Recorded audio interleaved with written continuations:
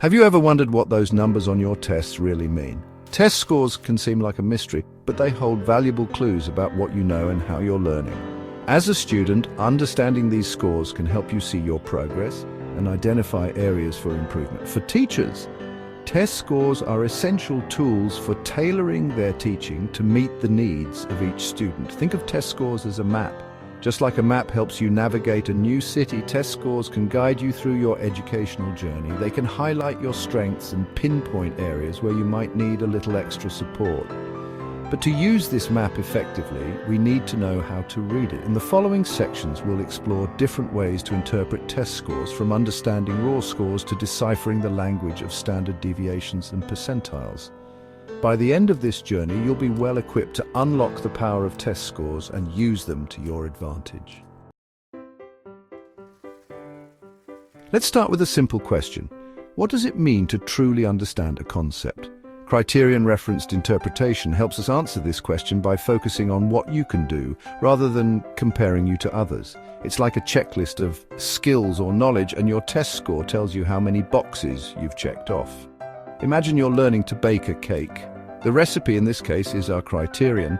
A criterion-referenced test might ask you to list the ingredients, preheat the oven to the correct temperature, or demonstrate proper mixing techniques. Your score wouldn't depend on how well your friends baked their cakes. Instead, it would reflect your mastery of each step in the process. This approach is particularly useful for subjects where specific skills are essential, such as math, science, or foreign language learning. Now, let's imagine you've baked your cake and it's time to enter it into a baking competition. In this scenario, we're interested in how your cake compares to others. This is where norm-referenced interpretation comes in. Norm-referenced tests compare your performance to that of a larger group, often students in your grade level. The goal is to see where you stand relative to others who have taken the same test. Think of it like a race. You may not be the fastest runner in the world, but your finishing position in a local 5K tells you how you stack up against your neighbors.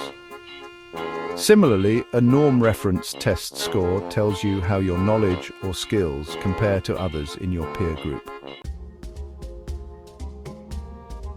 As students progress through school, it's important to track their academic growth over time.